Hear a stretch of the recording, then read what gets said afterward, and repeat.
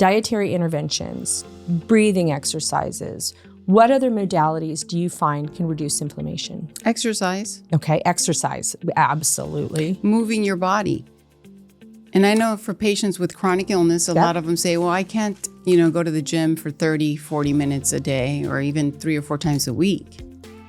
I said, well, even if you do 10 minutes of movement, and that's where I recommend for patients with chronic illnesses, I always recommend qigong or tai chi or swimming. Swimming is a very neutral, not weight-bearing, not too strict. You could just get in the pool and just flow, just move.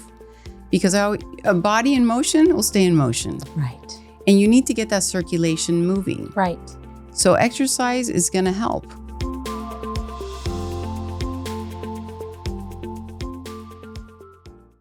I am Haylie Pomroy, the #1 New York Times bestselling author of The Fast Metabolism Diet and the former assistant director of the Integrative Medicine program at the Institute for Neuroimmune Medicine. I say former because, you guys, I am a lifelong learner just like you all, and I have actually decided to go back and get my PhD in neuroimmunology. I stayed at the Institute for it because there is no other place in the world that has a grouping of the most brilliant researchers, scientists, and practitioners. And so, of course, today we're talking about a very hot topic, and that is inflammation. So what did I do? I grabbed one of our leading docs in our clinic, Dr. Jackie Junco, and she's going to join me today, and we are going to talk about what is inflammation? What do you do about inflammation? How does it impact the body? And how can you get your body back on track towards health? Dr. Junco, thank you so much for coming again today. You are a huge fan favorite, and we get tons of questions after every podcast that you do. And so you tackling inflammation was a big one for our community. Great. Thank you, Haylie. It's great to be here once again, and congratulations on your new endeavor. Thank you. I heard that after a little bit of lot of education and clinical practice that you just knocked something off as another title. You're also now the department chair of Integrative Medicine, but something else just happened. Yes, I just got board certified with Integrative Medicine. Which is funny because you've been practicing Integrative Medicine for 26 years. Yeah.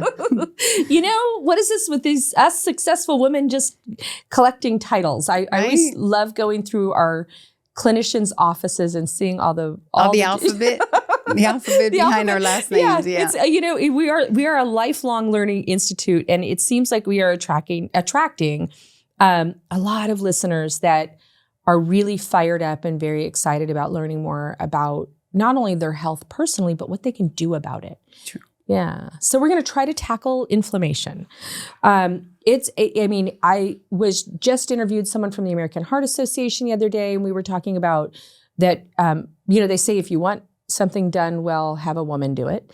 But we are now, women are beating in from a gender perspective for heart disease, for stroke. And they're talking a lot about that being inflammatory based.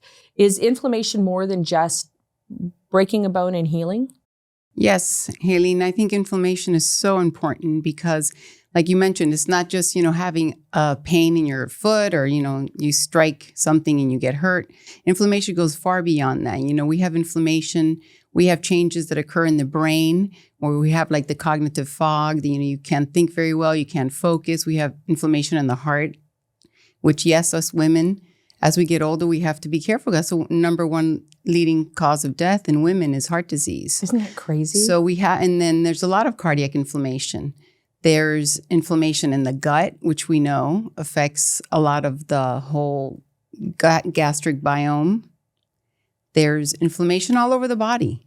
So does the problem come in? We're supposed to have inflammation, right? Right. Like it's part of our adaptive immune response. It's triggered to heal us. Yes. When we have a toxic exposure, a viral exposure, insult or injury, right? Like we don't want to be a non-inflammatory being. We want to have that response, correct? Yes, it's a normal response. But when it becomes chronic is when these things get affected. Why does it become chronic? Is it, and it could be both, I don't know, but is it that the body can't fix the insult, or is it that the body gets where it doesn't shut off the initial response? I think it's both. Okay. And there's a lot of factors that could contribute to that, versus, what you're eating, things that you're exposed to, our stress level. So there's so many factors that could make or break that response. So we're supposed to have an inflammatory response to an insult or injury or virus or bacteria or whatever it is. We call it in our community like a hormetic event, something that we're supposed to adapt to, a change, right?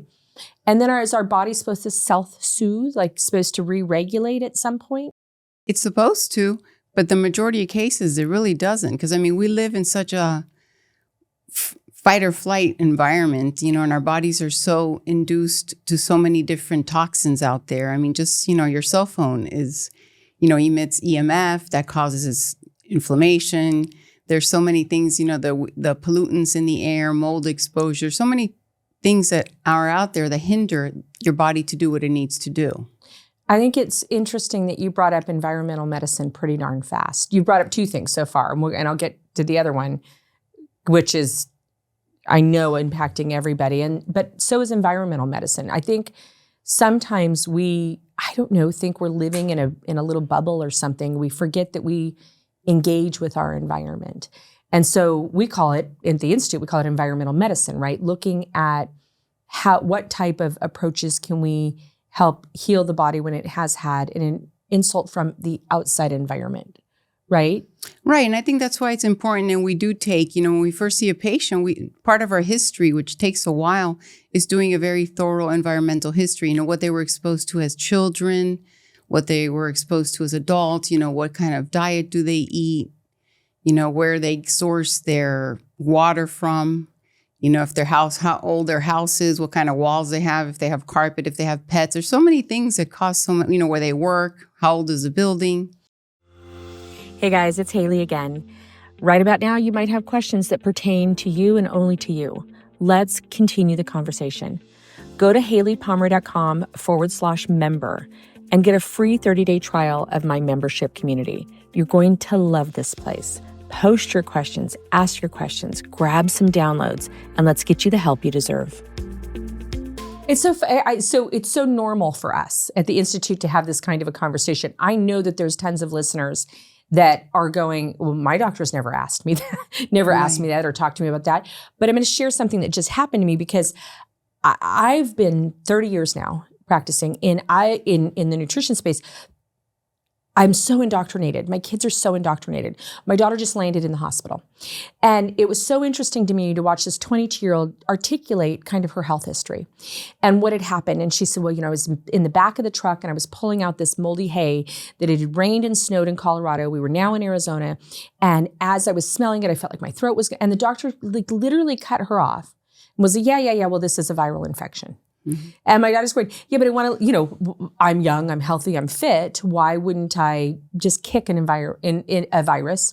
So I'm trying to tell you about my environment and all the potential immunosuppressors that I was under tremendous stress. I had just driven, my daughter's like literally, and I'm sitting there listening because she's over 18 now, so I have to let her talk to the docs, right?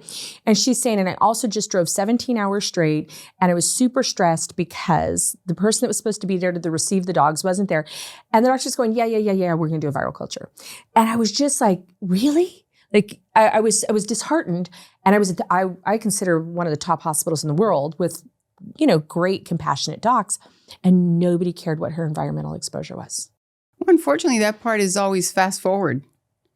Yeah. You always move on to whatever's happening right then. I think just physicians don't have the time, right, to allocate to all those, right, to that such a detailed history, right, and to sit there and listen. Unfortunately, that's the way the system is now. Right. Good. We're blessed that we are able to do and practice differently than mainstream doctors, which is a big plus for our patients. Right. Because we have, the ability to sit down and sit there with them for 2-3 hours sometimes and go through a detailed history of everything they've done.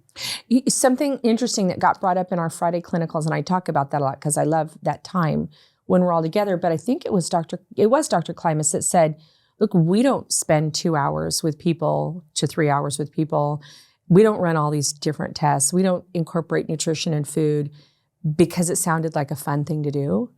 We did it because it was the only way Right. to get our patients better. And this is coming from an immunologist. You know what I mean? This is coming from sitting in there with doctors like yourself and Dr. Arena and Dr. Ray, environmental medicine specialists. We're doing all of this because it's the only way to get the patients to do a U-turn in their health and start getting in a healthy way. I guess I'm still shocked when I go out in the wild outside of the Institute and I face that because I know that that is a hardship that so many people are facing. So getting a handle on one's inflammation, and then I want to talk about stress in a second. But do we find with chronic ME/CFS or chronic neuroinflammatory disorders or mast cell, POTS, whatever we're dealing with in clinic, do we find that looking at their inflammatory response, their immune response, that's at the cornerstone of changing things for people? Like if we don't address that, it's hard to get the viral count down. It's hard to get everything else fixed. I think so, because that's like the foundation. Yeah. We have to fix that at some level. And it takes a while. Sometimes I see patients and they're like, oh, I'm able to do 5% more than I did last month. And you're like, well, 5% is 5%. Yeah. But their expectations sometimes are higher. They're like, no, I just want to be able to go out and run to the block and back. I always felt like in chronic disease, chronic fatigue, ME/CFS, but in chronic disease in general, non-steroidal anti-inflammatories did the biggest disservice in a way because it was like, well, if it's inflammatory, just take a Tylenol or ibuprofen, right. And I'm going, no. There's so much more. I wish there was a magic pill.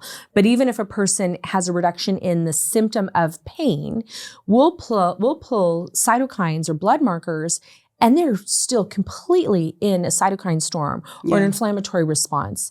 So it's a whole ecosystem. It's a whole body. And sometimes they say, I don't have any inflammation. I don't have pain. Right. I'm like, well, it's not about pain. Right. And their C-reactive proteins are like 12. Like, yeah. And you're like, okay. And they're but like, your no, heart's I don't have gonna pain. give. Yeah. But my feet feel fine.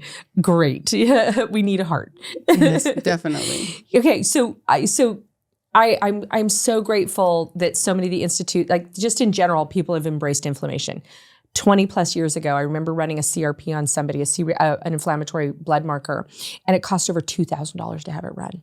We had a cardiologist in the office that I, convinced and goosed and squeezed and begged to run it, and convinced the client. They used to not run them even. Like now they're hopefully, the routine for us. I hope the routine for everybody. But they are becoming more and more because I see people that I talk to and other colleagues, and they are doing them, which is good. Yeah, which is fabulous. It is. It's a biomarker. It's changing. I think the pendulum is moving towards that way. People are seeing the importance of getting these markers before. Yeah. Before things get worse, and then you have something to track. Yeah. And it can cause everything from diabetes to Alzheimer's, all of it has an inflammatory component. Right. There's it's not all connected. Yeah. I love Our that. bodies are an amazing machine. You said the S word. Stress? Yeah. Or sleep, not stress. How many letters? I was going STRESS. You said the 6-letter S word. You said the S word. You and I had a conversation before we started about stress. You said something that was really, will you please say it again for everybody to hear? Stress, to me, is the root of everything. Got it. It's the root of all inflammation. Now, because we are exposed to good stress also, whether it's like in my case this morning, I went to work out. Of course, that's stress. Yeah. But it's good stress. Yeah. But it still, raises that fight or flight because you're working out. There's stress. You could be having a birthday party. It's a good thing. Yeah. You could be celebrating an anniversary. It's good stress. But then you have the bad stress, whether you have an illness, a death in the family. All those are also stress. So people always say, oh, I don't have stress. I'm like, Yeah. But even if sometimes I add an or on the end, stressor. People seem to be a little bit less inclined to be defensive. When I say, let's talk about the stressors in your life. It could be that, to your point, that you worked out this morning. It could be that you had an amazing raw salad that your body now has to work to digest, Absolutely. Right? It could be that you won the lottery and you've got to figure out how to get me to Fiji. I'm in, you know what I mean? but those stressors is our body's ability to adapt. So a lot of times, and I just heard this again, which was your stress resilience, right? Like, because sometimes as a practitioner, we can't go in and excise the stress from your life, right? We can't go in and say, I'm going to get rid of the fact that you're going through a divorce or that you lost your father or that your work environment is very toxic, right? We can't do that. But what I notice you do a lot is make people more resilient to handle and adapt in a positive way or a less damaging way to the stressors that they're exposed to. Right, because I mean, there's so many things people can do. Give me some to ideas. Manage their stress. Because it's stressful for me because I have a lot of stress right now. Just happens to be that season of my life, right? A lot of amazing things that keep me happy through it. But the most stressful thing that someone says is you've got to take some of the stress out of your life. I'm like, here's the scissors, here's a knife, excise it. Like, get rid of it. I'm game. I'm 100% in. It's not under my control. Right. But you help me and you help our patients adapt to the stress more profoundly. So talk to me about some of those modalities that we use for our patients that have chronic disease that people in our community can use. I mean, well, first and foremost, I'm big on acupuncture. So I was saying if they have the ability and the availability to be able to pursue getting some acupuncture, that's number one, because what acupuncture does, it activates the vagus system. It activates the parasympathetic system. So it's going to sort of do the opposite of that stress response does. So acupuncture for me is like key. So I want to say something because the last time you were on, there was a lot of comments under one of the questions that someone asked was that they couldn't afford acupuncture. Acupuncture was expensive. I mean, we have a sliding scale in our office, but that's not always the case. I was so excited about the response. So people were talking about underneath it, there were so many comments. People talked about that schools that teach acupuncture oftentimes have free clinics. They do. Yeah, and I used to go to one. I went to, in LA, I had a horse injury, and I went to the clinic all the time over there on my way home from riding, and I forgot about that. It was a free clinic.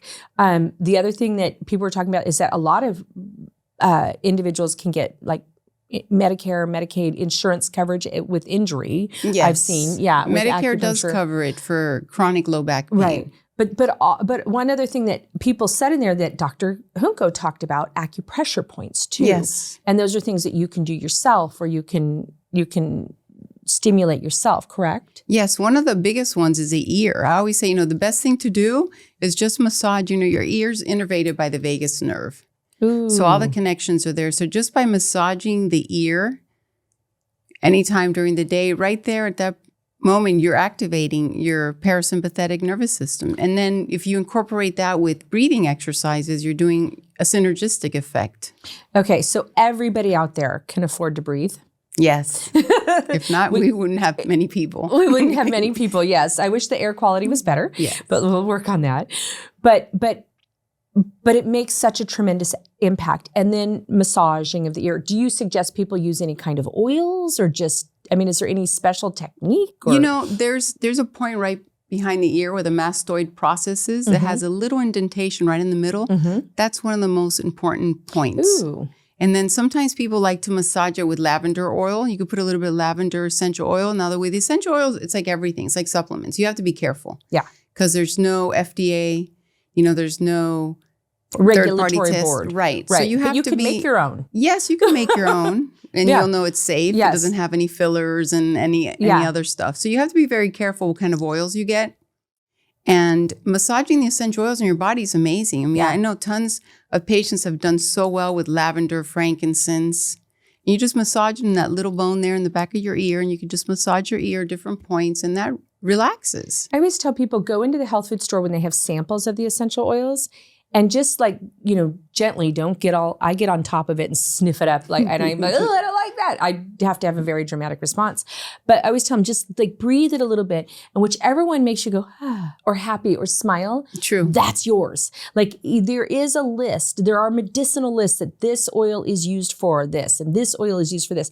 But they don't know you, the person that wrote that book. Right. You know you. And trust your body's response. Just like if something feels bad to you, don't ingest it, right? If it kind of looks bad, I don't know how many times when I've had food poisoning where I've it was weird. It kind of smelled funny or it kind of tasted funny. Still ate it. I still ate it, yeah. But I ate it anyway. I know. You know what I mean? We our bodies tell us. So use that in the positive way with the essential oils. And rubbing of the ears, you can't do anything wrong, right? You can't make a mistake. You can't. Blood flow, increasing that. And when you talk about the autonomic nervous system, That goes back to how our body adapts, right? Right. To the stressors. To the stressors. Okay. Because we want to get, we're always in that sympathetic, which is the fight or flight. So we want to get our bodies into the parasympathetic, which is the rest and digest. And taking a deep breath, when you inhale, you're activating your sympathetic. So your heart rate goes up. But that's why when I teach breath work, I always say the most important part is the exhalation, because you're activating the vagus nerve. Ooh. And you have to do it slow and controlled. So that's one of the most important things, because when you're inhaling, it's sympathetic. When you're exhaling, it's parasympathetic. And that's so funny. I always write off the exhale.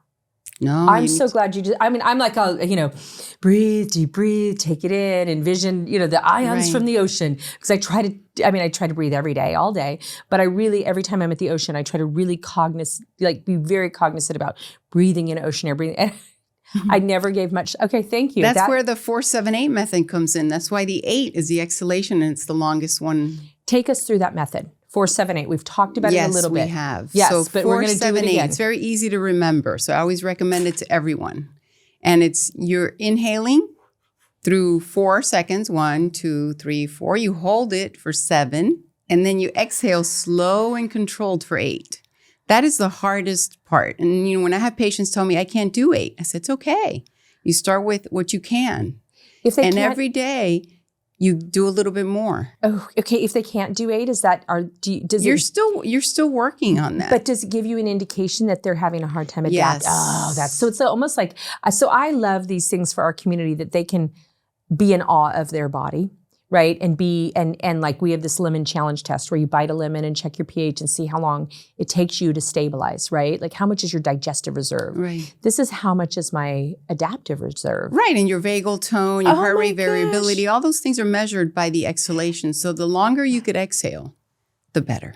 It always takes me several times to hear something before it sinks in. I know we've talked about this, but I have written off my exhale all my life. I will never do that again. It happens to me every day. I always forget. But I think that these are critically important and that these can impact inflammation. I just get so worried that we are seeking a pill to resolve something that we don't have. First of all, we don't have a pill for, right? Right. And because it's adaptive, it's an innate immune response, it's an adaptive response, and then when it becomes chronic, right, it becomes a resilience, like a reversal response. It has to come from here. Like we have to heal our bodies. And our bodies are made of breath, water, and nutrients, right? Right. Can you talk to me about some things that you see people consume? I don't even know how we call them food, but that are pro-inflammatory. I don't sugar. mean whole food. I didn't even, the S word. Another S word. Oh my gosh, I think we're on a roll here. The S word, yes, sugar. I read a study one time that said, it was a Stanford study that said 2 teaspoons or tablespoons of refined sugar cuts the T cell count by 50% for a 2-hour period. I could see that. Isn't that insane? For sure. So when they talk about your cytokines with the pandemic, right? Those are T cells or a T cell response. And could you imagine how much sugar people eat when they are sick, when they don't feel good? I mean, in the sugar infested I know popsicles. patients, people usually say, oh, it's my comfort food. Yeah, but you can make healthier choices. Right. Have some berries. Right. Which is still, Right. when you say, oh, that's sugar. No, it's not the same. I had a psychologist say one time why we crave sugar during stress. And it was because our blood has to survive on glucose. So if you're already in, like you said, you're already in constant fight and flight, Right. your perception of the next stressor is life or death. Right. So let's say I told you this is my season right now. I'm working on it, but I've got a lot of stressors that are out of my control. And so my norm is that of a person that maybe is being chased by a tiger. That's not normal. It's common right now, but it still doesn't make it okay for people. So when a new stressor comes in, my body says, this is it. This is the end of the world, right? So that you crave it because the brain literally thinks that you've had, your jugular vein severed and your both femurs fractured and your spine is ruptured, your spleen is ruptured and your spine is broken. And so what do they give you when they put you in the ambulance is sugar water. The brain says must have sugar to survive. So he was saying like psychologically, the word okay is so powerful. You're okay. It's okay. We're going to be okay. Right? Which then tells the brain, I don't need to mainline sugar. Hey guys. it's Haylie Pomroy, your host. Right about now, you're probably struggling to achieve the health that you deserve, and you're just not sure what you need to do in order to get it. So what I've done is I've created a special link for you that will give you the nutrition and supplement programs that I use in my private practice to achieve amazing results for my clients and my community. Go to HayliePomroy.com/podcast.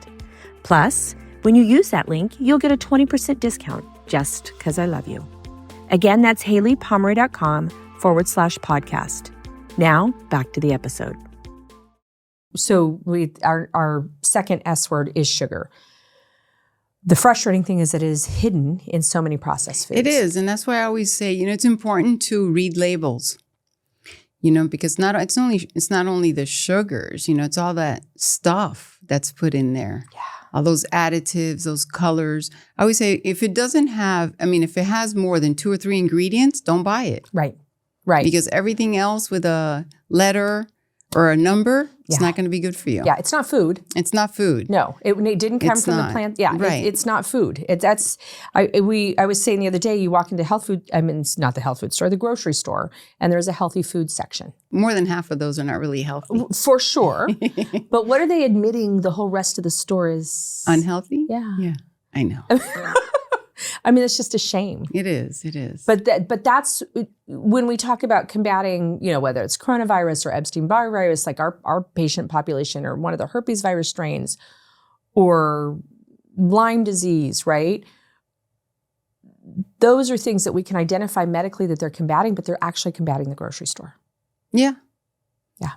And every restaurant you go to. Yes, because you don't know what they're putting in that meal. I went to an organic food store restaurant the other day. And 2 things happened. I'm allergic to red and blue dye, and I will rash out. It's quite hideous. And I don't care where I'm at. I always have them check the ingredients. And so I never order paprika. And they said, it's just paprika. And I said, can you go check? And the person came out, and his paprika had red dye in it. Oh. Then they were serving blue corn chips. And they said, no, we make the corn chips here ourselves. I said, because these are ones that people don't even think about, but I have had to all my life. And I said, can you please just check the ingredient? And they were tortillas. They did make their own corn chips. It was really cool. And a really expensive fancy oil and really expensive machinery. It had blue dye in it. Huh. Yeah. So if you wouldn't have checked, you would have reacted. Yeah. Well, I do react. That's why I check. Okay. You know what I'm saying though? But it was a really cool restaurant that I was spending a lot of money to go eat at. Yeah. So imagine. Okay. So sugar and additives and preservatives, those are pro-inflammatory. Right. They can be the cause of heart disease. Like heart disease, insulin resistance, diabetes, PCOS, menopause symptoms. All those. Yeah. It's a hormone disruptor. We have a lot of women that are going through really traumatic menopause episodes, and we get the inflammation down, and there's just like it's amazing what you could do just with nutrition. Yeah. Yeah. Just say that one more time. It's true. People don't like to hear it though. They're like, yeah, but can I still have a little bit? It's hard. It is. But adaptive, making, rub your ears before you have a margarita. Right. There you go. Maybe you won't drink the whole thing. Yeah. And then while you in between drinks, have 4, 7, 8 of your breath rhythm. I love that. We should all do that at the bar. And go out barefoot. Okay, grounding. Talk to me about that. Earthing. Grounding. Well, earthing is great. And I call it vitamin G because we need that grounding effect. And when people ask me, but why? I don't know if you've seen that show that's on the Earthling documentary. It talks about grounding. Nice. And he mentioned something which was very interesting. In the 50s, when sneakers were made with a rubber, back before that, shoes were mostly leather. Yeah. So we were still getting the electron flow from the earth up into our feet. Oh, wow. But the rubber is an interference to the electrons. So when the sneakers came into play, everybody wears rubber shoes now. So we don't get that electron transfer, which is what we need. We need the electrons from the earth. Our bodies, our cells, everything communicates. ATP has a positive charge. Everything has positive and negative. So we need that negative ions to be transmitted from the ground into our feet. So you just or into our bodies. Into our bodies, yeah. Wow. Okay, so taking your feet off, taking your shoes off, getting onto the ground. Something that you said that was interesting, because I was having a conversation about, breathing at the ocean, how we engage with our environment. And they were like, I just think we're a being within ourselves that has an entity. And yes, we have our own bacterial culture. And then I said, then how come gravity impacts you? How come you just don't float off the earth? Right? Because you actually engage with a gravitational pull. Every cell in your body engages. Wow. So I find it fascinating because I've had a lot of people that have tried, they even if because people, I live in a building, what do? I said, well, you could get a grounding mat that's better than nothing. Right. But you could just, go drive to the beach, drive to a park. And I know it's sometimes scary because you say, well, the parks, they could be sprayed with pesticides. But you have to pick. Right. And just to be out there in nature, I always recommend going out in the morning. Right. Going out in the morning, getting some sunlight, go barefoot. If you have a backyard, go barefoot. Even if it's for 10, 15 minutes, that's all you need. Right. If you go to the beach, even better. Yeah, even better. Yeah, it's even better. You get the salt, the water, or the mountains. Yeah. I love that. I absolutely love that. Oh my gosh, that's fabulous. What about hydration? Do we need to stay hydrated? Does Diet Coke count? No. No. It counts. It counts towards inflammation. Thank you. It absolutely counts. It's one of my top 10s for pro-inflammatory foods. Yes, for sure. Yeah. But I think water's critical. Now, a lot of times, people ask, what kind of water should I drink? I think water like this water's great. I'm a natural spring water girl. Right. Yeah. I think spring water's great. I think, alkaline, I have people who say, I'm putting an alkaline system in my house or those filters. That's fine as long as you're drinking pure water. Right. And I always tell people if you're going to do something to manipulate the pH, test the pH. Yes. Because, it's like if you're going to take a statin to to manipulate the cholesterol, test the cholesterol. Yeah. I had a guy the other day that came in 6 years. He hadn't had his cholesterol tested, but he had been on the med. Yeah, he took the med, was never retested, and they just refilled it, and I went. Anyway, he was like 143 or something, and I was like, wow. Now in neurology, we're like, no. Yeah, it was, and who knows, maybe 6 months after he was okay. He was already okay to never be taken checked off. it for 7 years. I know. That's what I tell people who are taking blood pressure meds. Yeah. You don't have to be in all these drugs. Yeah. I think there's a time then, some patients take 2-3 different blood pressure medications. If you do what you need to do, which is eat healthy, drink good water, take some supplements to help, you don't have to be on blood pressure meds. You could start weaning them off slowly but surely, but patients are just, you get dependent on drugs. Right. You do. And I think the fear is also an issue. They're scared. If I stop taking my meds, am I going to have a stroke? Right. And that's where we are really I'm obviously, or not obviously, but I really communicate to people that I'm super conservative with medication perspective, which was how I was raised. It's my personal philosophy. My litmus is always like, is it working? Like, do you feel like $1 million? You're taking this every day, you're maybe 4 of them, maybe 10 of them. Are you like outrageously healthy because of it? Because otherwise, why are you taking it?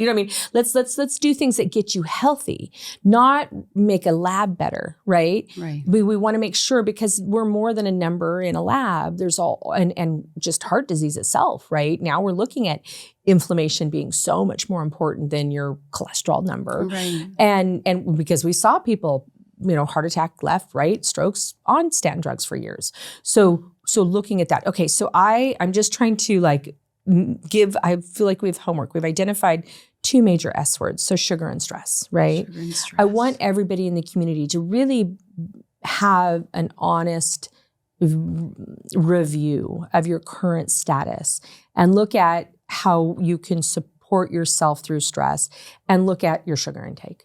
Because those are anti-foods, right? Right.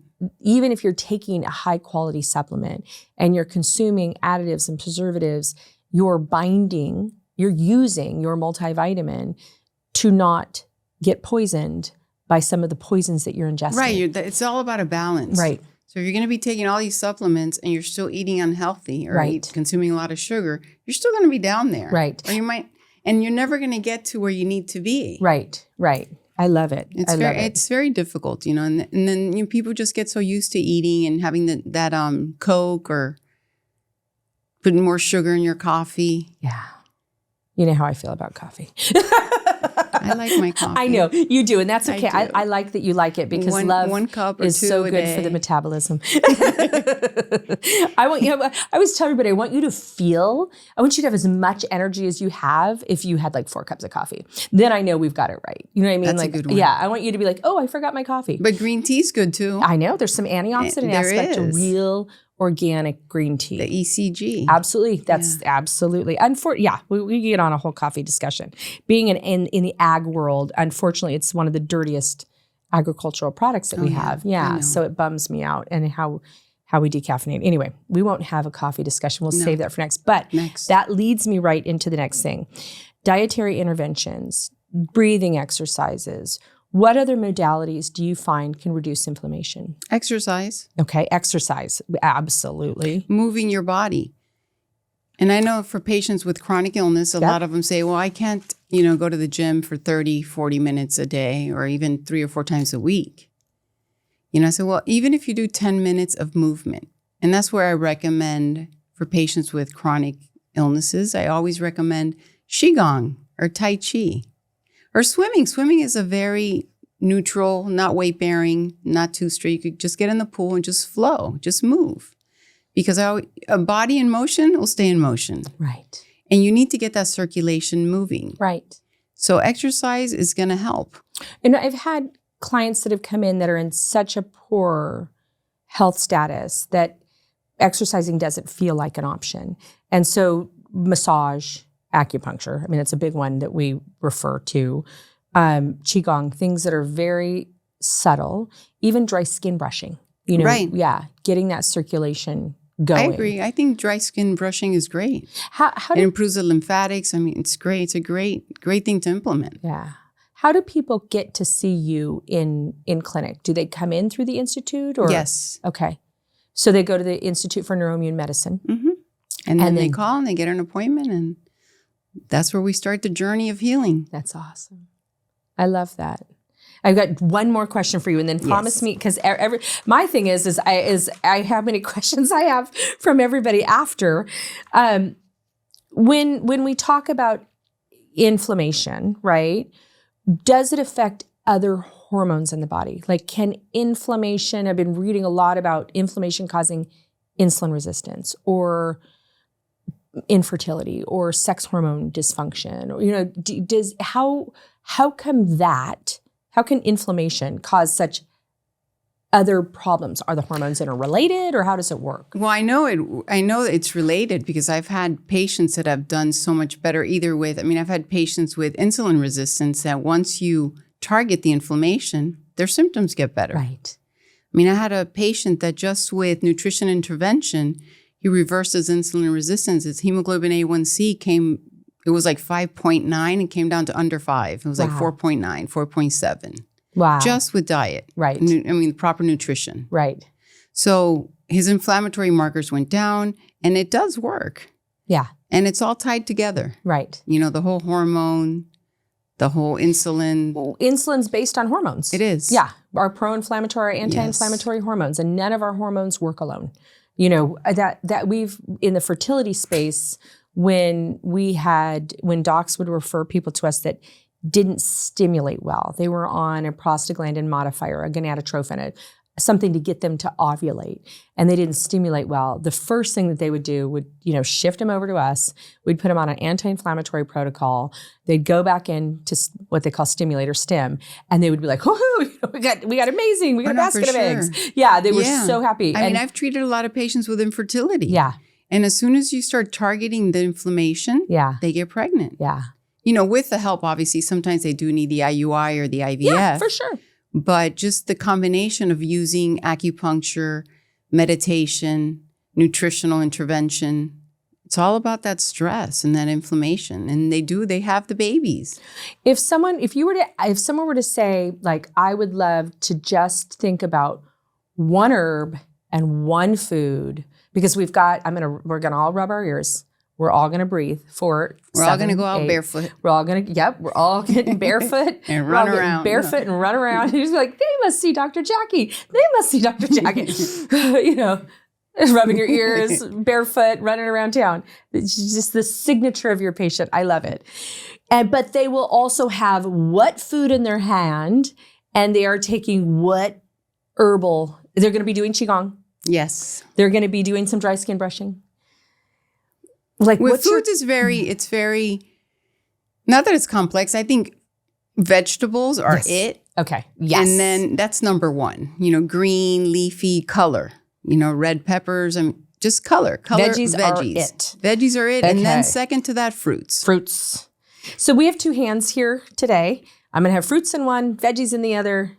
I'm going to set them down long enough or eat them all, and then I'm going to rub my ears. I'm just loving this. And then for supplements, it's very difficult. I recommend a lot of mushrooms. I like functional mushrooms because you also target the inflammation and for the brain, the cognitive effects. Nice. They've been proven now to have a lot of nerve growth factor. Right. So lion's mane is great. I mean, I've had people take that and it improves their focus, their memory. Cordyceps is great for energy. So the combinations of those two are very synergistic. So I work a lot with functional mushrooms. I love that. So that's one of my key. Love magnesium is one of the most important supplements. I was hoping you were going to say magnesium. Yes, I love magnesium. 200 to 400 milligrams a day. But did you hear? I mean, there's the studies are all over the place, but there's been I have to pull it, a very large population study that talked about something like 83% of the U.S. population has not even like subclinical levels, like horrifically low levels. It was not the scientific term, horrifically. They used some other fancy term. But like we are a population that's deficient in magnesium. We are. Yeah. And I think we're not getting in our food sources, but I also think it's the anti-foods. So because, then I went to go, but why? Because that's what I am obsessed with. And a lot of the additives and preservatives and chemicals that we ingest require magnesium to not poison us and get excreted from the body. And so it's not that we're not necessarily always consuming enough magnesium, but not enough magnesium for the stress we're under. Right. Yeah. Yes. Yeah. So I think that's one of the critical ones. Yeah. Cool. I always tell people if you're not doing well from a health perspective, assess how many vegetables you're eating. And however many you're eating, I really don't care. Eat twice as much. I agree. And then we're going to reassess and reassess and reassess. But the first thing that you can do, I'm going to talk about one more S word just so we take the negative connotation away from the letter S, and that's sleep. Yes. How does sleep play a role in reducing inflammation? Because it works with the cortisol. And all the good hormones, all our pro-hormones are going to be the growth hormone. All the wonderful healing is going to happen. And especially, I know in Chinese medicine, we learn the best hours to be sleeping are from 11 to 5 in the morning. That should be like a total sleep. Those are like critical. Sleep. You have to be sleeping during those hours. And is that because is that like the organ clock? Yes. Yeah. Because that's when the liver works. So the liver is your major detoxifier. Yeah. So everything happens during that period of 6 hours. We interviewed a neuropsychologist the other day, and she was saying that there are thousands of metabolic processes that will not happen unless you are in deep sleep. Right. So they don't even have, it's not like you do them less better during the day or you do them not as efficiently during the day. They actually cannot happen. And one of them is reducing the inflammatory response in the brain. Mm-hmm. That there is nothing that can happen in waking hours that allows the body to reduce inflammatory response in the brain. It's pretty amazing. Yeah. I mean, your body detoxes. It cleans up all the stuff that needs to be put out. Yeah. And if you don't sleep for those hours, it's not going to happen. I mean, I have people that say, I only sleep 4 to 5 hours. I'm like, okay, we'll see. 20 years down the line. Yeah. I'll be seeing you. Yeah. If you don't take out the garbage, it's going to pile up. Absolutely. So I love, I adore you for a million reasons, and I know you know that. But on behalf of our community, one of the reasons why I always have to have you back is because you give us realistic, practical things that you can do. So many people, and I'll use the word are gaslit sometimes by their practitioner, their doctor, to believe that there is either a pill that can fix it, or B, they just need to mind over matter, that there's not something practical from a lifestyle perspective, which leaves people without hope, really leaves people without hope. I mean, our community, we hear so many people that just, sometimes walk out of their visits with someone that they're seeking help from in tears, right? Because they don't get hope. And you've given us, like, I'm excited to go do this. I can envision your patient. I can envision our community being your virtual patients and being healthier because of this interview. So I mean, it works. Yes. Oh, yes, it works. It works. Yeah. And it's not a pill. It works well. It does. And it works when other things don't work. That's right. Dr. Harris the other day on the interview said it takes 10 years and 20 doctors before people land at the Institute. I could see without that. resolution. Right. And then they come and they're like hopeless. Yeah. And that's where they need us. Yeah. I can't thank you enough. Oh. Promise Always me a you'll pleasure. come back. Yes, Okay. always. All right. I know I'm going to get tons of questions and they're going to ask you all these things. And we're going to talk about S words, good and bad, no sugar, No sugar. no stress, and lots of sleep. Thanks, Dr. Junco. I really Thank you, appreciate it. Haylie. Always a pleasure.